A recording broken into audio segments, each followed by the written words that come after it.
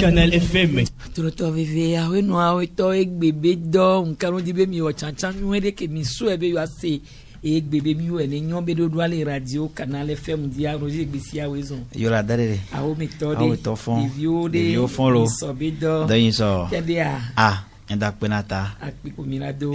Morisa gosu wezo en. Les zonti we. A o meto. Li we le ya. Ah ni atutu e. Les vieux de. Oh, les vieux le wa no gbo. O fo. Le wa no gbo kwa. Oloda po ba le yo. Agbo to ji no to e jo ni television. No aru kula ba pole da de gba le o kwa so ji ko so ni ma plan. Egbe akwa na da penata ro la mesiata. Ina ma wu. Enyo Joseph Gada wezo. Yo, da de dimzo to fonki ken la. Fonki ni sobido do ni solo kele ya ele ya yo 3 mois va yo nene like mia 6 mois e va yo enya be nya o mi o 6 mois vo mi o 3 mois de ne covid ya mi o 2 mois na élection janvier février mi o 2 mois mi va o 3 mois pour c'est quoi 6e mois pour moi enya be nya kaka do mi nya gbojo vire en chikonani mi o de agome no donne ko do na embe yo egbo be na so picha ngba mo via ka kwado gare me a e de na via Italia no nu nene ka vinye nene mi agbojo vire po mi agome mi onadi enyo Roger Gbesia mi do eji jajabe game ameko le be potale benigla be ngbe domea nyemnya no yifunu po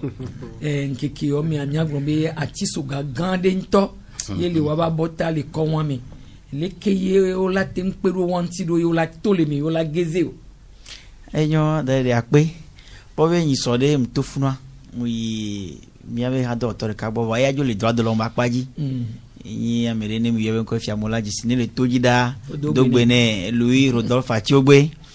mu ye gbo boa mi di sal kwa me vide be ma son kuva pondela boa yanya wo to na nyemnya bola de nya to vivio e si kwa me kekem fikola fike milato kakala ya e mo mi so voa e mi va l'obliger à mi va garer moi pas soit fort parce que et moi va do fido a ejila a jedo me pola di kwa boa nous komi pokun kuvia na ima gbon adajo a elolo vide e ji le kwa me keken amoko le kwa me anya oto na oludwaya se le ko gbran ne a chiso gamo gande benyinao na bi o se yin be le ko la do la so pere wanti o wa e nyawa ya e do gande benyin ponkun na fioha no la we a fioha la we parce que mairie wa yang blessant mairie wa en lo asio fonctionnaire d'état pour ni pour 6 ans et pas ondo e nsin de pepe la tron de pepe le funu o e fioha kumia ayoyona be le compte ogbe am kon de cameo e gba le kobo me chan nenia e si adakpa me le fun nenia bloga me ahligo ni mi toko me yo vivi ala sugbo bo afioha pe la jagba la po ni be nyagbo e do pedele ye pona e si be nyan gbo ne si haru kode me a do pedele pona ni be nyan gbo nyanya ne do pe a e le doje si be kon me a urgence lebe ila di do terrain di la o do so nchi pano le todia yo no be wa di do terrain di ne nkele wa no so jira ndolo akbe Maurice idare de ko e ko de nya to ka flan mi gbona be nya me ko le adakpa me ka go me kan ko pe sile na mi va nya be akoya e nyemnyo mi po soulagement won gan ka ka trem la ka va vide nya be kanu e vide va po pota benigla me godo be nko le gbona wa ni so a ya me de yo me ma va po nte pe le funu ka flan e de fun parce que enyi ne ke o e wo ko be to gbo be no be la be aéroport be pa be godo me ye won aéroport pa be godo me a ende beni se e mo ton balé o a ho pata si le wa me agboji si le ke o le si ko lesi ya o be le idome ya so apete o da lo me ya o la ngolo pantalon o la ngolo noa o nyinyo noa o la ngolo fo ano jipu wa ye ne o sosia fo o la ba di si la pasa fo e go be no pasa fo la bia no he anyi gbanjenyi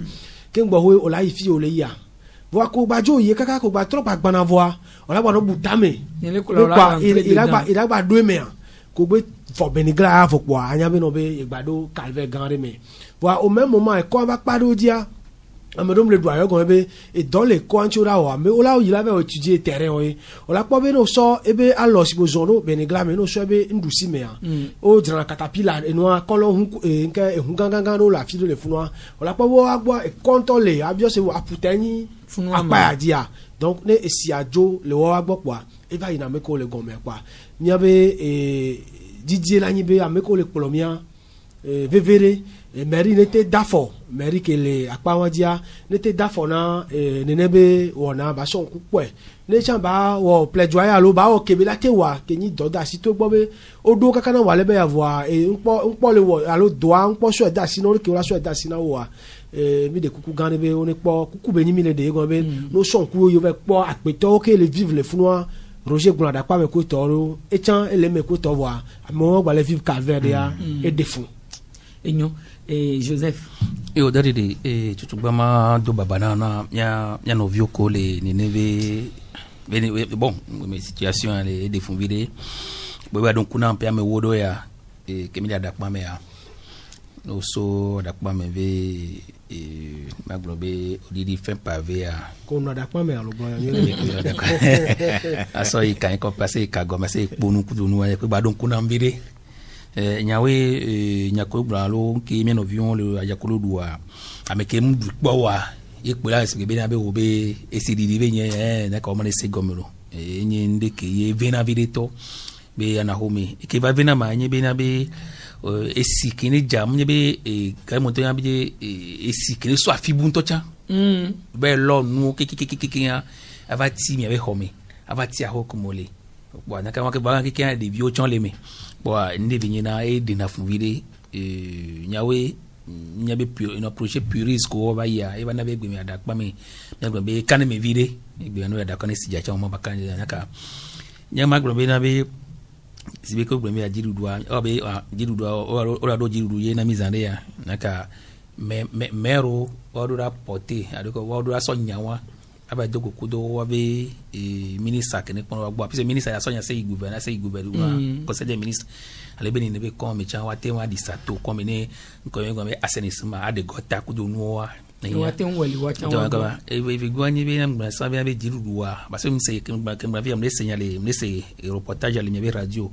amolo be nouveau gouvernement nouveau quartier plutôt be nouveau quartier nouveau quartier on tient pas nouveau quartier a Dirudu est décrété na nouveau quartier et gars c'est nous sommes sur les Cameroun Dirudu les Cameroun le Yaoundé Vividia Dirudu todo quartier ya mandrin et les quartiers on isolé condilé assilé mais comme il y a des gotaku nous qui sociaux nous qui kenle quand fifi to comme amone ifa parce que mais que do to ka su gbede gbenye be na be no be Dirudu adin le anyigba be nyame ka me se me pena anyigba fi ke do re e me se tu na ho de ke be do ne ro les sitinois ken gbola go be quartier ñu quartier a filo le sibe ke Maurice Bovide be a filo le e kon le moi ce type a filo le comme le ka les sitinois ubani so po anu wa go be awo de ke nu yele de ke ani mi tu ho de fi de ke esi ani se ba jo se mateba me te ba tu ho le e ho esi be zi be lisier be edi wa na ka me no ke no di wa ako nu ke de pe mle o amese me chete po no abe ka se be obi na be ki fi ke va play yo prefun sa esi be de pe mle o voilà au fur et à mesure que mo ba tu ho la fi o ba tu ho fi o po a esi aleji mo la ba to mi agboto po wa na ka mi agbo be na be nu ke ken gbo na be Dirudu wa de ra son ku po nu be na be ni amole amo ton ko tu la fi o se le nouveau quartier va sous bon le lo me be frio me sous bon avis zangera ba bosito afio pata nouveau quartier va le fi voix ce quartier on nya nouveau quartier on nya alors miam to mia be so quartier ekoye me go nouveau quartier nya to mia be so kon me ke be so kon me quel bola sa te pioa o na do so te pionti o ina cadastre o ina domaine o géomètre o afrina nigma e jirudwa e ona extrait et de na réserve les maisons danade ken boto ne sasana mo ne o poba mo le proto hotutu ne manyo ne hotutu amwa no me gbalole ke o do fa fojina mo we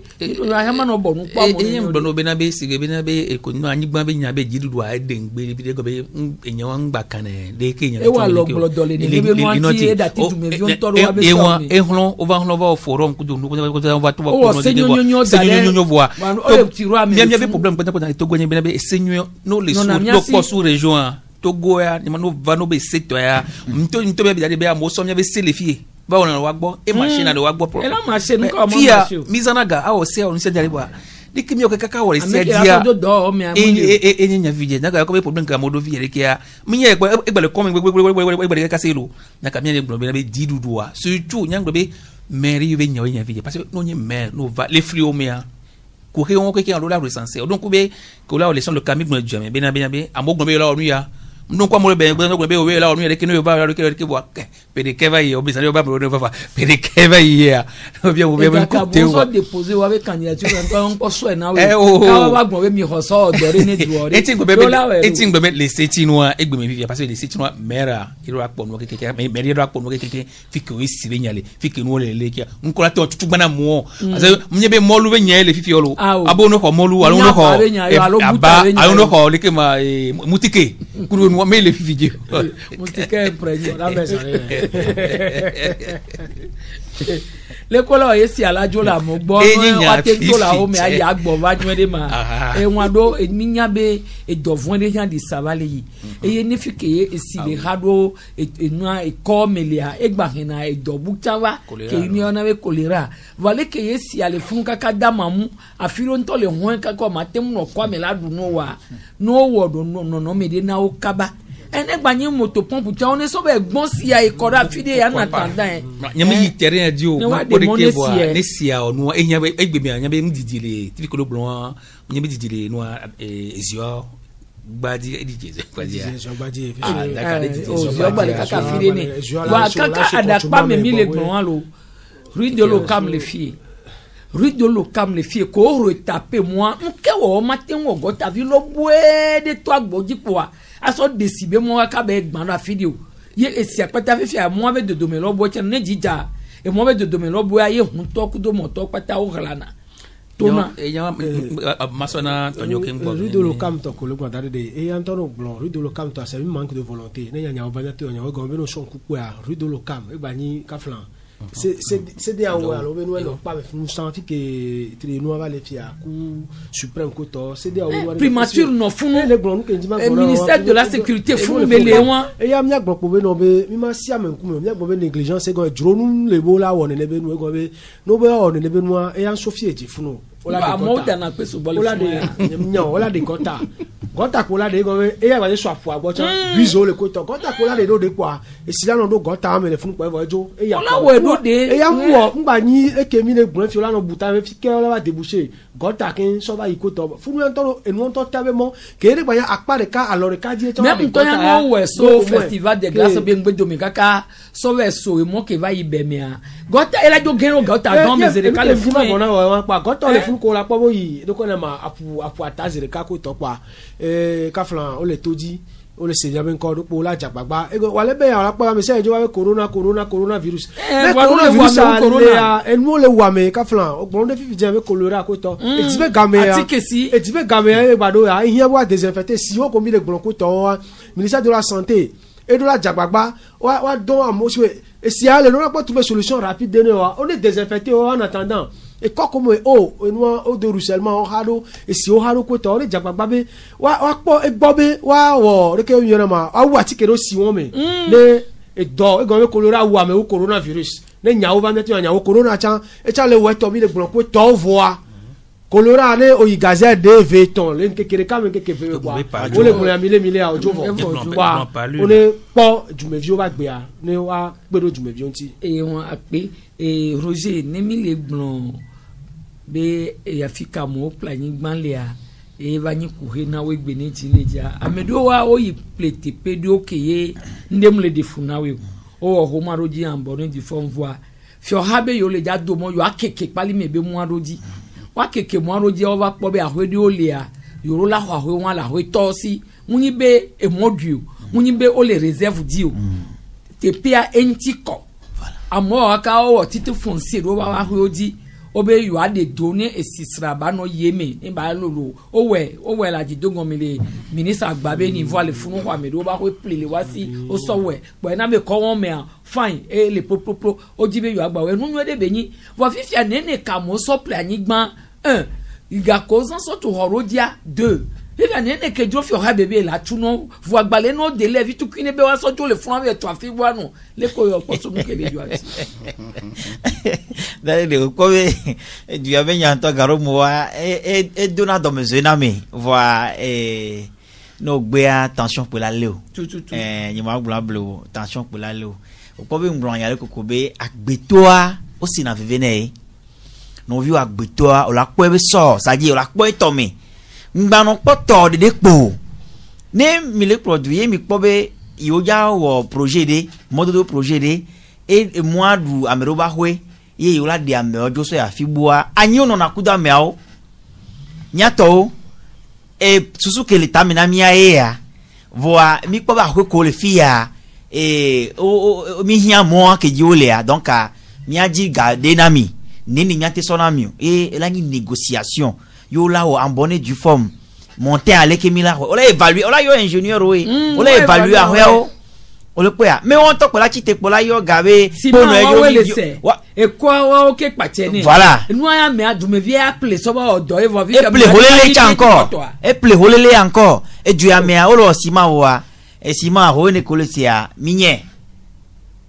ni ne ru aseo wona no le se on veve je na mere du akaka yo blado so ahwe va so bopo a mi labe ne ju le funu ne ko gaf du kuya est-ce que nyawe so ahwe na me a ne nyanza 40 000 so ahwe ko abe ya tout 25 000 na le possible donc en moi nya en segomo normalement wala yo ingénieur urbaniste wala évaluer ahwe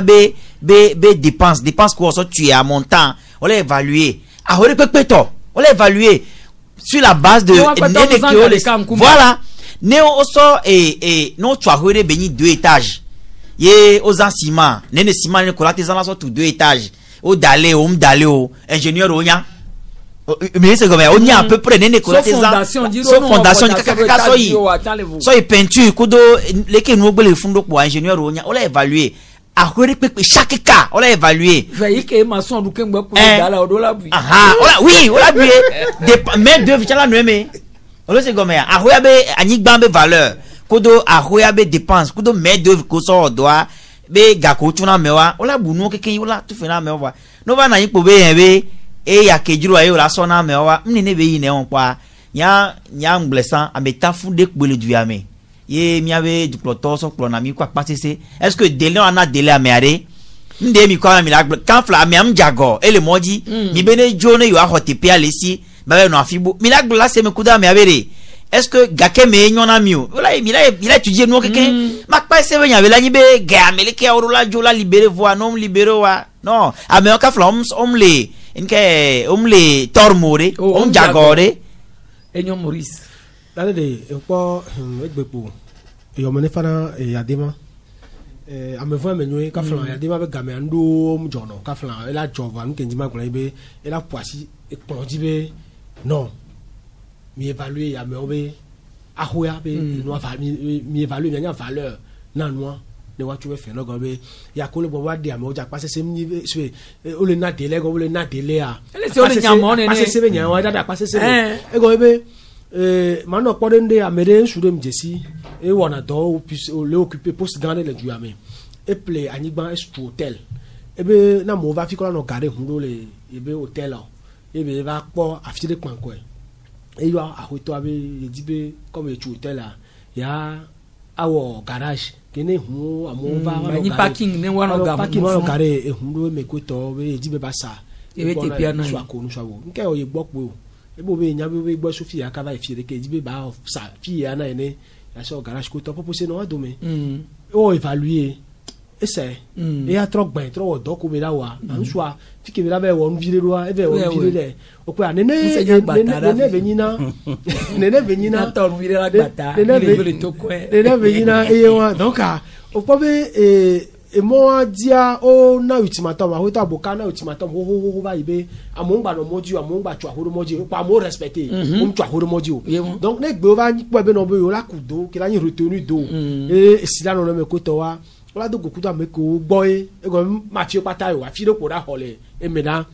ne e no 5 loyers, 6 loyers, 10 loyers. On a donc pas me le fond. On l'a évalué maison par maison. Dépense caméra au côté. On l'a sorgane. Donc on a meilleur que voilà notre délai. On l'a té sorgane. Là mais ok. En attendant notre ou mauvais do kakana dans 6 mois. Midi bien comme ça na me cha hogaga les zomé la lomene nya bien les sangera loke la tuta il est pas nous vire le fun pa ya on vire c'est les au blanc finene ya je on vire do sangera donc no ba ouais be bani 3 étages à mettre tu le fie ba dire 3 étages à le fun chan ne gro la au premier et noir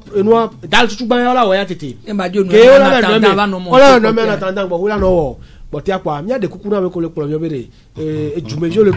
doyen to Joseph Blesandé avait et normalement no nya e se ko wo dare o mso do tiroir mo yo nya be anigba me nya ya on to so nku do me ko to wa o la nya veve ke be le nya la so veve na e gaka gbe to le de to bowe le play anigba ko to wa enyo Joseph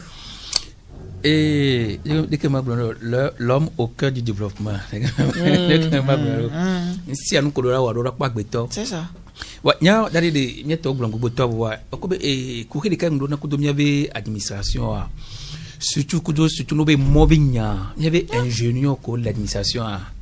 dari de e wona nkuna be ola ko e fi wa mo ko diplôme ganga lo e ya mo fino wo isku ka karo tre ya mo ingénieur a begule be nyolo e on wa gay mo bana sigi bena be no bada admission pa ga be sona ko mo ke kense ju ko go ba dépôt yo go ba ho pa ga be dépôt ya tina fun ko pa ya tina fun naka fia o ba dorango ku do buku on to créer parce que les années le blond et le cambe mo parce que no be no ingénieur nyawo oni ingénieur anyi gban to chan ke la skin boy wa do anyi gban wa do wa mo to anyi gban dia anyi gban to we étudier anyi gban be anyi gban ya di mateba huhu mava do suku sore la teba fin pra Philippe naka ti do wale ba mule ba mutaka kuya e kwa mava na nye mo la ba ngea enu anti eje na nwalo eje ne pe ya ye na yo ba do na pa via filio enu anti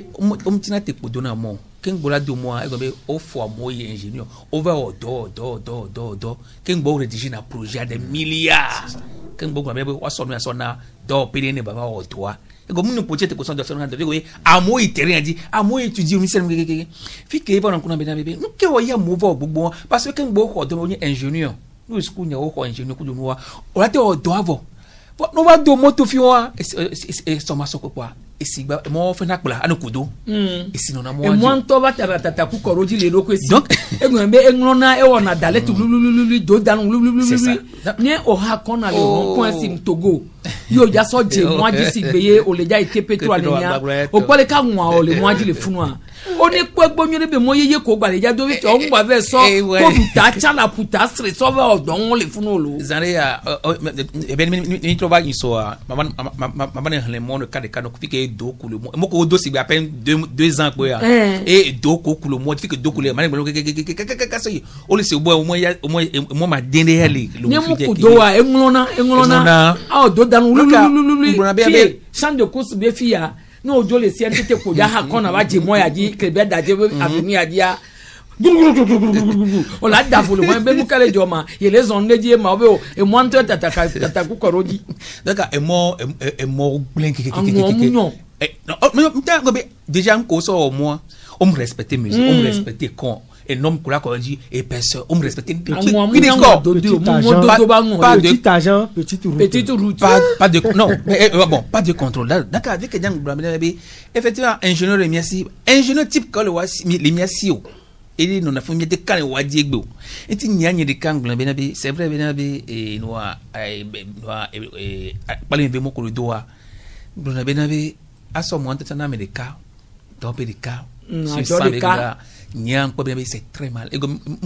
njom njeniyo moi mais ne we ba sa faire mais jamba hoya fele no ko mo 620 km à la fois de câble à 20 km à la fois câble à bia no gro ajo me ton la me be ya ko ajo le togo fie miewo ki globe na bien secteur privé à loko yalo me be do mais ko le wado ko sia o be la opien de ala il a créé emploi ne mi a créé emploi on le so dona o be le yo mo so dutaba e wacha nye be na be naka egbia do pole gbogbo ko o monje ko le modo do be nya yo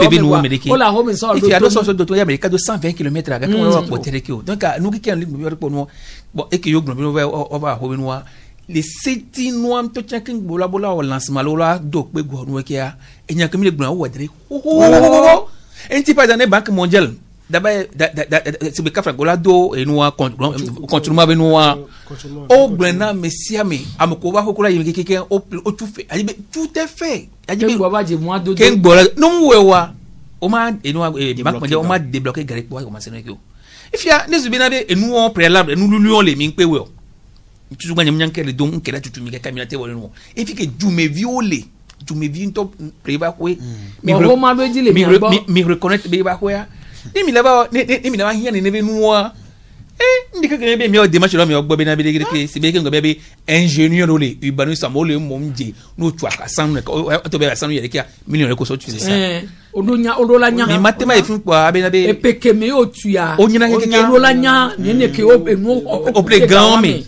et nous ko sa sima nous couple gabi kuno keke on évalue nous keke gbe wa te be keke egbe chan e do la tu fero no il fi ani mi va le pan ko mo enu a enya passes e je se be nya passes ko ta se be nya ke o fi na mo gbe fi e be na be yo me do ko mo wa o la lo katapila be koro ala be daga do me be me gbe a donc je pense que be na be endo le a ni obi am crédit nti fafa be nu be do na wo afokola dia nti fafa fo donc am di be na be nya ngba ba le tukara ba de ke ko vive gamire amna go abo be do tukara ba mi be me be no le dilo no le ne be no mi no ka ju prodali yento son púpọ̀ no mi nya be wa ye ndo ya gbodo minister ke via abe no nyonu on be commissaire ke pona mo do nya ogba me dadai dakari ni te yone chon dakari la nyua de apeto sani ya chande fun ke pona minister ke pona gabe nya ogbo ono yu ame no wa pompo ne poposi baba nti fafa enyi bebe to ke me gbo ju ame les Roger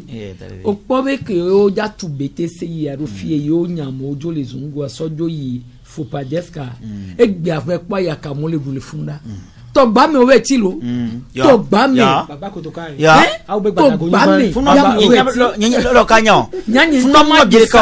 kaka ma pla ni gban le tepenyo ndo mde ti no no me debe ma no ye o fi ho la ba hia tepenya gbe ka pa lo aso ve daro ba mi là de be o do le faut pas deska gare ba yare lo po baba ko to ka e ko ke lo ku baba e mje si baba npo mo le fun kaka e ba le bio e go nyam se na ogun ba go zongo o se ma nyam se go me ka bo ke me ke go ba le go na be me ko no zongo me be te se ya bi ga me yo fi fe be nyam mi le go to me ko no e ko ne ma zongo me le be te se ya wa wo yo lo ke so be ko lo fun pa ya be e po mi gboro la nti fafa la ba won ton so nku wa po si ayo be mo le bo ele fun se ngba na yin o lo pode e ju popolo de makota be nya yo adang tagbo do la tagbo de tune na yo so plonaju on plonaju kudo gaz dada katapila agbanu apasese ni mi ole ke mi la wumi mi la po mi yo plon ne no plonaju on egbe are mi le 21e siècle me kuma kokobe game mi le ya onu ke mi le ya kuma kokobe game ni mi le plojwa mi no onu nya o defia mo bere mi de na da ntonto mak passe sebe mani ro kunya so no plamo be edu ano le no amere mati dwaya egbe fifi la so ba ho vopo a mi aba aji bien vere de go ne be de jo le funu e be no afire kafla elanya me a ami am ni la ezekpo bere amekulu plodwa ntoa nyagaro mo ana sebe togo vio npono bo nyame ntoto okpono sebe yenyo suzo ma lo elon ni wa ne linia nti fa mate no do amila no imi glosawa ta one tro susu no atro no nyane dwamba famia no lo Maurice misi aleke mi le gbene ni akengbo la tuwa ohia koe e kwa ole de la putasa ke ole de la puta o va to etebe e ko le de na ba po ale zonva voa ko va keke e haboro dia ele gban apuata le yilo ele gban ne ho le gban fi o le yi ko keke aboro dia ele gban on gba gbon be rosan ko tiera be apo ale tin rojo ko keke rodia bank mondial bonu po mo le fun o le jo le wa ba ho mele duaya e won ya mi so gbaro nu ti entre parenthèse fifi akọ okun ba mo ma gba ko aputa ko wa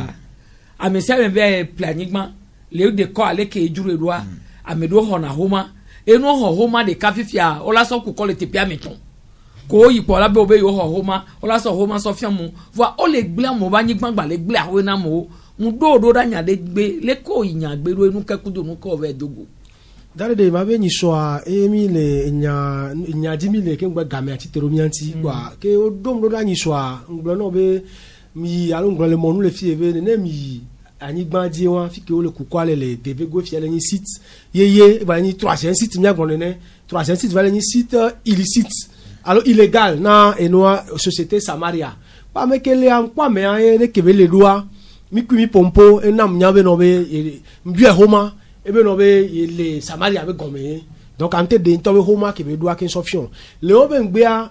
hunya na ni wa ngba sire ko be ba da fo na nya ngba da fo na jora gbe va ya mba i mérito gbo nkunme kudo mérito to gbo le boboa nkunme kudo wa be responsable technique ebe no be si to ke be nyamle gbona ya be yen to sibe responsable technique ne ye si taji o yem se ndo ya sire ke vale gbona ya ne o vale nye kube kapopo le nke ko va yo me an e no ya be on po si taji o no va ye gbe yo e po nyem nyo vo e gbe ya nye to ngba yi si taji gbo ko va fie go be enu ke jumevio le gbona ni so va ya o machine gble yo no te do le si taji wa esoke ba ya o odo de ko gbogbo re egbe a ke mi se mbere ko do are o bale we alo no te a ye wo o bale do adia ngba da fo egbe angba yi o mbale de machine ko kudo machine ayo vo a o le de ko re ma o le loko e ko mo de korevo donc a o le lo wa no so nku so nu apo keke won mi ma no bu mi agbonbo pa nyamba le posi pe wogun be menua alo ibode le no be ngodo meke alo ibode le so afilepo ele so mairie govsis nemi sona semna sona fi unito rpt to no mairie o college me fi mi gblobe o duna salu ba no so ku le ponwa npo go bibe mairie govsis a opposition na opposition wa me le kone vanke mi gbonyan kaka na kosia le kablibo ya on tele sa for radio e go be onya dele me o le dun dele me na nya ba neto anya ro nya no nkabe nya be nyi o pa ma na jume vio o la fo e fi oblibo ke le jume fi ogan ke le jume ni deve go be fi a o so do bore pe nu go be ke mi ya nu ke togbe agbon ko VVCCA mérite to gbon be no be enua permis à l'euro la autorisation la ko to wa be de cas carrière de cas allo site de cas de cas carrière de cas allo site de cas voit be o va do je sibe na me de cas ho kwa amo binano gomene ko to e fi ke le gbon wa am le gbon ba le gbon egbe ku kakara jibe e go nyam yi mbe pa ke be nya e mo tete mle ifuno ne ojo laso ifun to ne mba bi ko se ne ho lo ko are go ni so ke yin da jogo do nu e nde photo a ne nde ka lo ko la joa do va sona ati o play tek gangan dare o place na do ho be gome ni wa te so nji no gba di e nu atro mi na sit be ni o tu na terrain o la ko na bien mle possible wa wale be ke mi le pompo ya o ba le lo ko le deve go be sit ke mi le gbon o ba le poto le lo ko le go be fi oto gbe gagban ebe enuam no nyanya me na yo wa chami de le nti chami ale dunu e go be chami ni ele ni o le be chami fofo tami fofo le we e go be ni ega be ni fi o chen yo e go npo so e fi o ke ko a me ma ko ma no nfo wa yo so nse ne be ne no po e ko agbo wa ni so yan me se so me ku me a ke mi ye gbo na me nya be ni so le consider ya me a do ko me keke o na me keke o be consider me be eba e kura me ro da si ba be no be yo na gbe dawe abe no be ne de qualifier kaka sona garder me quoi be o la no te doa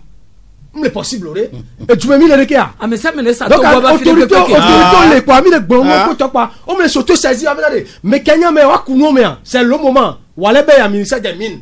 la tite et là quoi Samaria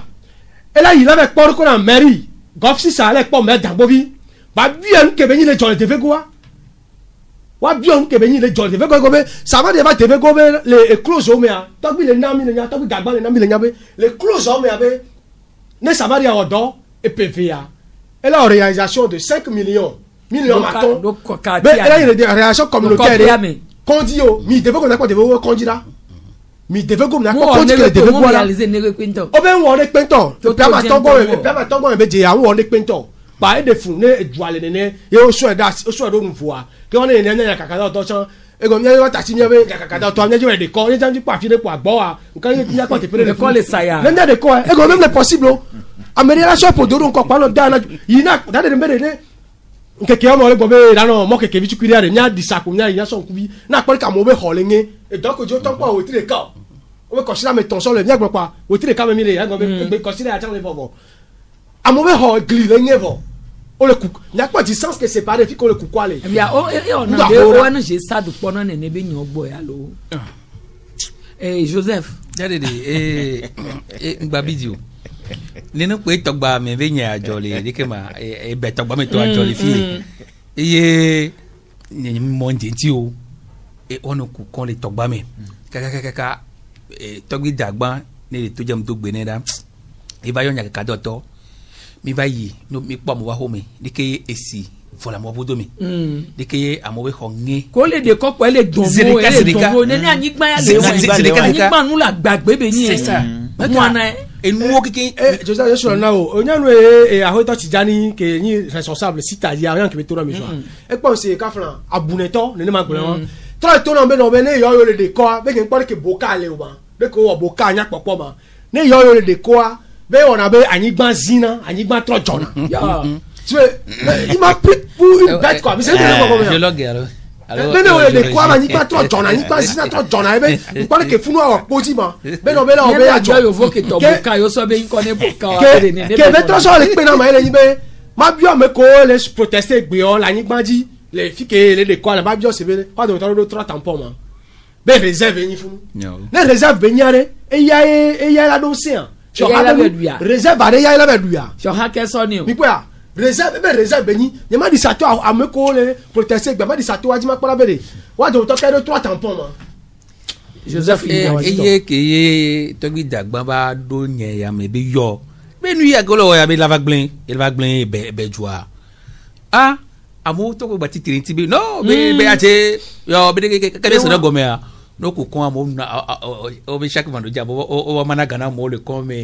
amewo nuna nu le amewo nuna zanu gbɛgbɛ mi tɔ le fún e kelen va domaine na ma e nye agence nationale de gestion environnementale ko yɛ bɛ ange. ye wọn ange nja yọ san wọn. ɲamunya bokinu ye ntɔ ye ni ne bɛ association wa ntɔ le kom le du yan. o tso enyawo le ange wa e ca nanu ye mi ma gblɔ nyawo le radio di o de. o va conférence de presse. o ɲɛ kaka dɔ tɔ bɛ o bɛ ne ko bɛ yan bɛ yona nsɛm o bɛ de kɔ le nɔ mɛ a bɛ na bɛ ne ko ma jɔ lo bɔn e tɔgbi da ko bɛ ɲa wa te e va glo yi fiɔ ha caman tɛ kende ɲɛ mɔ wa yasɔn yasɔn na tɔgbi o lo ne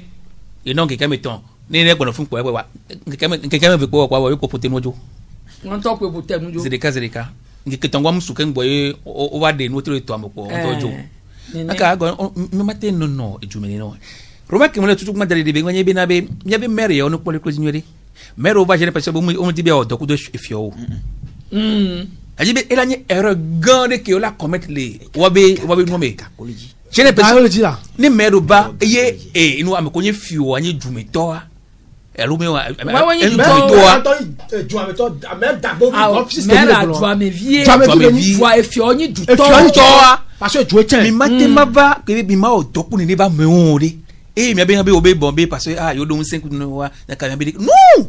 na ka ngbo be ere ere tutu gban ke ye mero lo tu parce que nous nyale wa ele va zebe nya se tonkota le va ne be mero wa o me kende no ko be c'est de ko ba ko c'est de ko to po gban re fun po enya ti fun c'est de a ele e fio gomme e do la to ku de fio me te posi o me nyori donc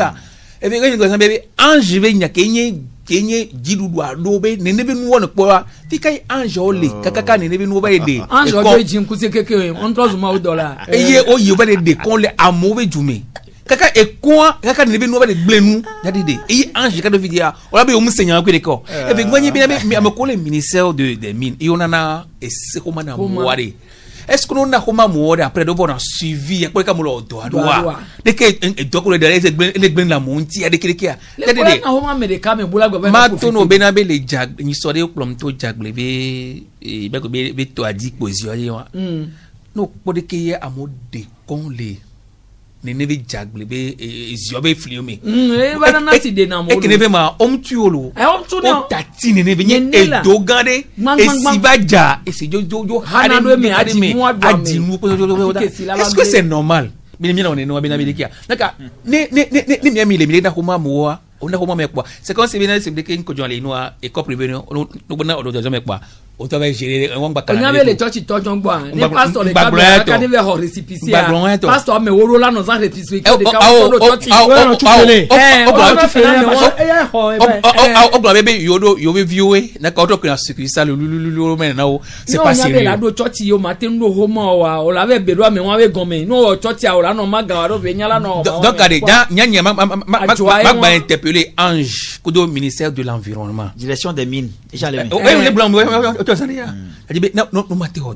no mateo tori ono kwa katoto mateo watu wa rugutuma bu na watu bala kele joya no le ja no le ko ba mekewe le ja odo anu kwa c'est ça c'est une réalité e go ne ma so wu de be go nyanu e go be nda bu afore nyavire opo ojore alo mabe le enu me kuko me a e ba do go be dawore le fikore de kwale a ngbo so be le modie planning banking so dare a dawe a ameke boy planning bala ke dawe interpeller ameke boy planning bala ni président na CVD que le devait goa beso na me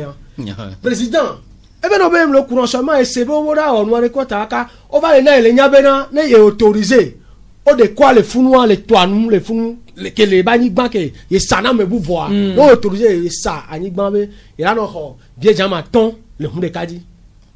on comprend que venir le doigt donc ce qui veut dire que ne ya na gbe fipoa vite fait voir heureusement avec yem na gbe o ke ngbo we nu yo le jo me we euro 5000 moi me euro 5000 donc moi les gbe 5000 francs par jour de recettes Roger o povere nya kinjila bio yibere est-ce que to gwanto gba do protole protole mulo darede minda ko président yin so afonya si d'accord awi to fonya singbe yebele plot va elle plot va mule mu nom le plan nommé très bien o pore ejube gbagban mbi na vleo nene ejube gbagban mate di vlese le ke kola mula di neno voyant le podo esi to gwa le gban mi le nya o ne nya no jume amesia me la sokbo anu ke jure nya no ku jume bio la po bieve la no fiction la file merek ma ken de meneo mere chanchitia la lo milia de kume an rudo ku so ku vio merek ma ken de mo ne me de la filia elle s'associer kudo amre nu goma file wala on tafu tu me vio la merek pe ma ken de mo wa elle va do gare nya bio severe protol nya sia enu ko mi le blon keke wa est-ce que ne ameo le nya o ye o be wa protogo yo fiajogbe nyanya wo be duya yo la kpolea nyenka yo la bonu pata no jo va ko bonu nya na ya sibe omle onene ina mle so le biobe di est-ce que ploto le nyanya wa ne ploto le o la po plonje o la po parce que du ploto le ko ra don me mi be po mu kele jo du ploto o ma bio me edua be vivi se sepo ça dit asi vivi se sepo edu me fia politique be nya ye pe no ave na du ploto ça hein politique ne et du me vieux ben koyi non avere na o du me vire le kula firo muka o bon e code mende le jo me remarque ndemo mi des ordres que les fonciers ben yamé le togoa le to ça dit be enu gbegbe ko le jolé anigba ben yawo me le togoa kudo ko haya ben yawo me a de chewa ko haya ben yawo me la chite bokbo ne ke jure a e la kana be ko vam bon e koro me a avance moi ne que jure ala kan bon e koro me a kadio wa sero pereka e koro me a amesa me tite la pour musique garbe ga me que jure a e le tumonte mi e ndokusu me a amela no pour musique be e humbar o kwa le sanu le moto e nu si e nyama dare ne mi ato nyawa e du ale gban lo et du aller ban ne amere kende na amere gbo ba mi be do ploto wa mi o te nyawe do ploto nyawe do ploto gbo yinyo Joseph e miawe le jagble be moaji mo po be ko le ja do moi e ko ehun we le ku ko je ko so do na mo wa vo allure que o le so le jagble be moaji a drive le hun e moto le hun leko la wedo ne wa tem to na o ne wa didi azoni aji poto e ko yo be leku mu ni be ambulance yo so kokko doron le ikonji o Roger Gben fifi ya ndibe ma gaba yedi o nya gare mo anyi tombi na ding nem le pondo wa kine bena ma bena be no o interpeller alo no o yo amo comme ko pati no yo wa na me da kende me de yana journaliste veut tu petit journaliste dali ma to no be so jombe be so jana na mo di o contrôle na mo ma je sais que on so jom ne mo aji so jole mo aji o contrôle na mo déjà le fait bena be o de mo na o de mo yiri wa de mo bo wana kokon le fion e ya nyareka e yo gbonsan ni so ale jagbea nene mu de kale du pour le frère ba le leo e kele ba joa e jo ozon ame da ba jamile essence ba me no bi da ba jamile essence e ho ya bu kaka pe ba so le classe oro o la assurance ele ni sore me ka 5 do e noa e me go benabe cb ki jagbea e bi benabe e di be yen to cha yin gbanya de kila gbagboro ayi be yo gboro kaka homeless e ti kona yo ayi be no yo gboro yo bi ba le hu ke va gare dare quoi ayi be yo so na mono wa benari ayi be vitesse ki le quoi e noa agrome po fi ke moto e du do meye if ya dire e ke vina ma amro ngona wo be hu yo be laisser passer laisser passer comme where gobe Air France onye gobe o azo vale ye me kundura non kona o le onye be be zongole na jabli moje no kege be point TV go zon vide ko a ni mablo ja on na moje se be ne mais respect pe mleo wa ki ne vin be so jole moje keye dadide onya camion keke be numéro de 4 e ko va yi journée me keke onya wa mbite se le na o wa plaque a le na o parce que ora joso abinti o jona abinti de kade wasi keke ka ko va jona ko ko do me wa ya wa so jo be na be wasi dan jona fi le kero ifia e wa ya sai dadide ifia mia mokolo mia no vi ko lu ku huade ora di se be na re dadide be na re agbeto ye o le moadi eye no so masa gbeto wa be nu ko lu ku wa gapoye eye ne bebe ne gogo wa e fu be nyang bano nan ko de ko e go conscience personnelle wa no me e go be conscience didi nyadi do la ponto be no le volant e o le di gegere ya mo le nygbam bon vieux nye wa do ko la zo ji gare mo wa no gbana no am ko so na mo on to wa do na gbe me ken gbo o ba ila voi ne pe milio on ti ne gbale gbo be na de dale de be nya mi gbenza be j'ai l'impression be na be do gare me a ame bu gabe mi ko tami fa fo e siedi de togo fie e tonya le me no amede pe so famille me nyo keke ba ko egbe a ke be nke dro me se me a me se me le wo le bi jume jo fie de ke sino a mi gbon sojo be nya jo mi ke o tin soja ke o la po hun enu puju li ke ba do gbo wa ita lan TV re o ngbe re pe na me o nya ke mi gbon pe be na be abenti agen ni gbe gen po e gbaje mo yin so npa le fie le ahomi soja ko so na mo le pe mi ke ngbo la do pe mi a o le fun wa ehunde nyami le gomena mi tututu wa soja wa lo na mi nya no te kwa mi o mi jo no te kwa be to ne hu kele ngbedo me be ne no te no ka wo e be le ngbedo me na mi ne ne o système de sécurité ko gran be wa dile mo mi ade fi ke to ade le ke be se gomeno e guga me ne vire le funyo e tati mi jo no ka ne ora no we no ne fi o le pu dole ajo no te ro fun no ko le nya o ko be na de ga mo ne le gran nyimbi ya divoire go be na be c'est vrai be na be sojo wa mi ne gben lo America be takwe ya yo ta je come be amedo le o ya oduna lolon fa be yo de ko one of you be comportement gare mo e va kono e na be ocho yo o va ina de no me e kin gbo we dare ko ogbo soja we nyare fifi je soja ko nto e jemnyo odo bonne volonté alo ka flan le wa be jonyu be wa wo to a jina gbogbo to fo kin sokoro bureau me o jan si wo zi to wo charge woro do waji e go be na nya over o kan soja de ba senu nyam sena o kan ba senu sena ni so awe ye ku va dogole commissariat de ya be ni o lo si o lo kuku o chone patapata e de fumbe si ne ba meke nyam sena be nko go be rigueur nu ya leke ya o so ebe ene ba mewa je me souviens de Rolani on non terrain a dit on sait que nous avec on avait rigole à voilà suivant ce Rolani tout le monde met dans le bois c'est que nous les filles couche non des vieux on non pas là aussi tu vois non ni pas si des vieux n'importe quoi pour le moi melo non c'est bon c'est dit moi qui can bien recrutement color les so jamais obi mi gbìyànjú báyìí san ayi mi ko ye via jaga ngale bu ko la bo ma ko na mo ma ni so jamais là nyem nyabe nyela parce que e nabe dadidi e mo nyem nyabe shinu o kele dajwa mo nyem nyabe shinu o mtenyabe nabe jaglube mo be okuna e mo ba okuna e koledio e mo agblin boy nyao e mo ko don pe on pe livre npo 1 na tete chawa e mo ku dovo et moi et inadi bona bana ouais parce que nyam bon prévoir et moi to diga se gamio fa ne no le ne wari kengo mi so do so na mewa ngblon be na de mi awe ngro projet a so na mewa ça dit que mi étudier nous kiki ça dit que e ko e la nyobe do don no to ki pona mo zo be nyo boa ne yo ajoke we o so mo do be do anabe wa ko mo poni wa be driver o ya dada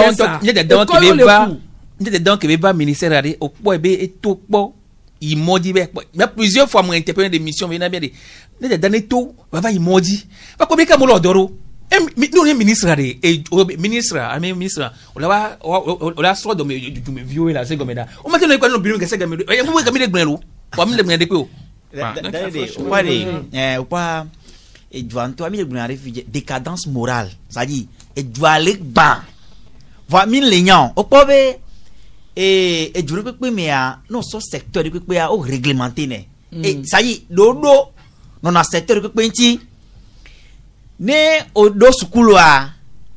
le kwame a ameko kekembe yodo bara gade million la pour musique o do de school yo le home bo nya ni so na nto chon huna baro sukulu pa o bo ni so nya mu school pare me ko trop reprendre que covid benya ni so ya mi school pare me ma son covid do funu ma po be de est-ce que et nous ko biobo wa o we ma ça dit asikro nu ku do no be ke mu le school hwa me ari ni sa to home mi le school hwa de me ari et musique le di gele funu tellement be de vidéo à school vidéo à et hapo jobele musique le di ale diebe ha gabe le sula baba no ko le ba ele dinene ke webe eni trouble de le e ko ame le zona me ba o d'accord chan mero est-ce que mero wade au moins on tete o matin we o la we et non so secteur bu ke gbaleni e mo benya ke mi le glorifia e vitesse benyade et ko école privée wa onyabo do na école privée do afido ke akpalavi mepe la sofunwa e yon asizola no do school ko me amerique le kendemo o le poya ba e majo sebe e dwajo le nouveau nous ke dura mesia me ebele o no i dwo me are fiora do na sebe secteur de pepe ya essaye aller ke playa non la do c'est na secteur non magbone no de esemu le duya et c'est là et c'est le pour gawe via monter magbadi o kana 14 ya qui a que monter toi so monter gomme wale da kumene so jo wale mais et nous ken le gula ken la gula yebe nya le pese be on réglementer secteur o réglementer non réglementer voyons que le wade ne suivi mais quelle là là non seulement suivi et les somia tu me viens to bon dans les non couper no be home fie ko mi no e obe yo nam nyabe amerere dawere le o dasomi le jutome e yewen ke mi titero nyawan ti ale e fo ta gban obe no be be lo be so gbe na me to e go be amerique pour do courage les populations me la globale nous la caméra le les don les funami on blanchard gade me bien les ogbedia ba me les autorité o la sévir autorité o la sévir dans le corps me amorom nyan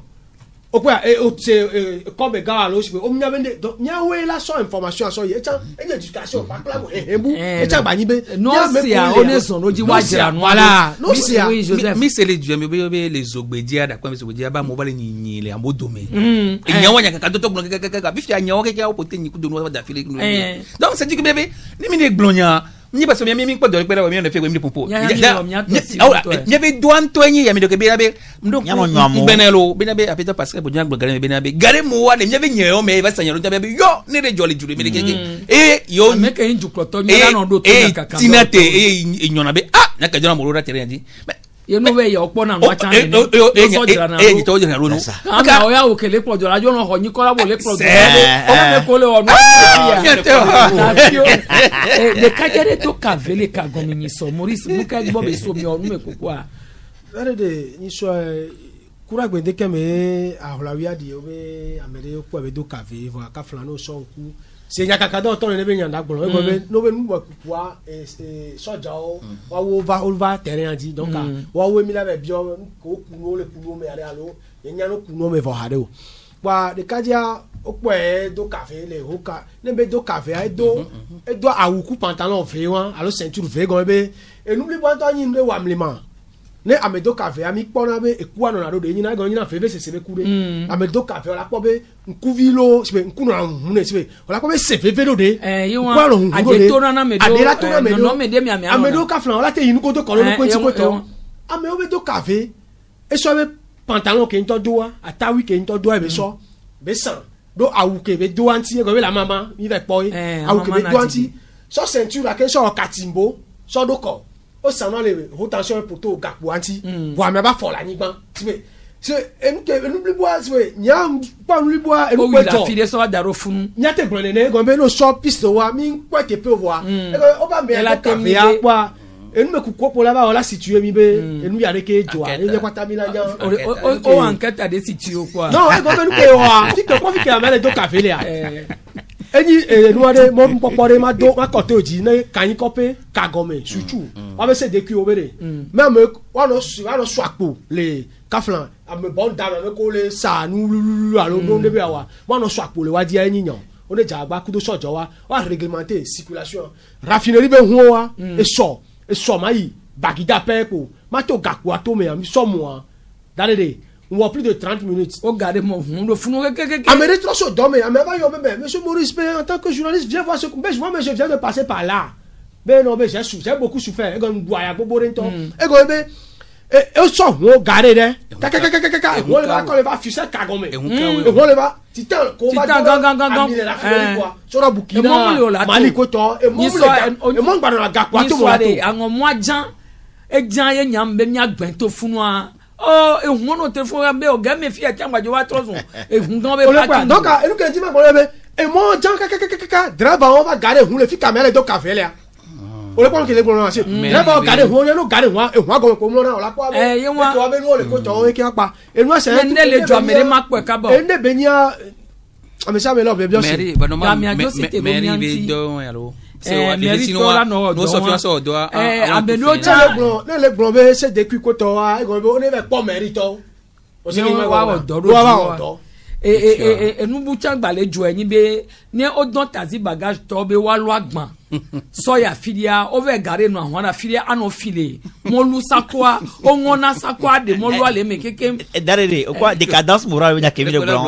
ça dit be amo perdre valeur morale nyasia fifi a ko be ne mo lu anyi 25 kg yo player o yo liona 2 kg le me alo 3 kg le me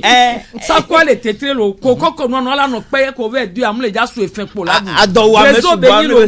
ni soya o le oni so va mi ko to le odo ale nu gomi bora be nu ka de la na ma non ka mi ko sana alimentation générale ya sigame ye tazi bagage to le miasi yo mi sona gbana no be no so na me le fia e mi ano do me no polo do fifia e la nyon ne so ja mi la ho nto mi ha mi atu fene na gban be do na mo dejere ne mo e fia va le gro mo anya fike o to le du fion va fike o le so no ale aye won wo yo ve Lionel la ho de me keke nyɔnu miatɔ nyɔnu ɖo tsɔ xɔ xɔ ɖe ple wɔwɔ bɛ plene trɔ bɛ sana wɔwɔ bɛ plene trɔ dana sana na mo eye ɖewo la bɛ pɔru mɛ bɛ suke ewɔn kɔta fifia elo o kuna le ŋuti ɛnu va dzidzi agbangba sɔn le sakua mɛ o awo nukɛ yabi va kpele togo leke o togo torotɔ veve ahenɔ ahetɔ eya egba owu kɔ asi ɖe atsatɔ anu na mi do akpene Roger Gbesia Maurice Agbosukudo Joseph Gada tɔna Teresia Dede Masɔnya hun le de kiki Sosa Michel Tomenga ono modando opia jero da kutala pero mianti mi la trose wona ya le YouTube di bye bye. le plaisir pour l'acquérir. Écoutez Canal FM 93.5.